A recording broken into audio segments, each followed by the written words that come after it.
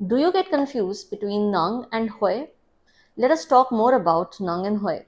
So, Nang and Hoi both can be actually translated as can in English, but their usage in Chinese is slightly different. So, let us talk about Hoi first.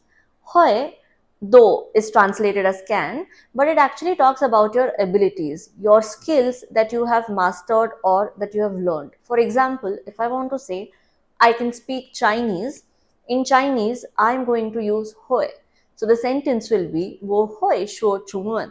For example, if I want to say I can drive a car in English, in Chinese, I have to use hoy. So I will say, वो होए खाई छो, because hoy talks about your abilities. Again, something that you have learned. Okay, this also can be linked to Marathi or Hindi. So if I want to talk about my abilities, in Marathi, I will say, मला गाड़ी चालवता येते. And Hindi, I'll say, मुझे गाड़ी चलाने आती है. So something that I have learned. So remember, hoy is something that you have learned, any skill that you have acquired over the years. Now let's talk about nung. Nung basically is again can. Now this can depends on your situation. For example, I have the ability to drive the car, but due to some reason I'm not able to drive the car. Then that will be nung. For example, 今天下大雨，我不能开车.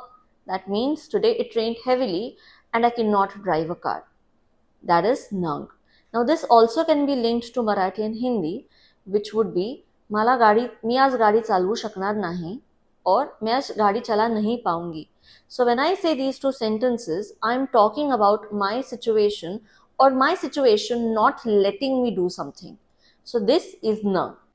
So next time when you want to use nung or hoy, remember nung depends on the situation, you doing something or not doing something, and hoy always talks about your abilities and skills that you have mastered.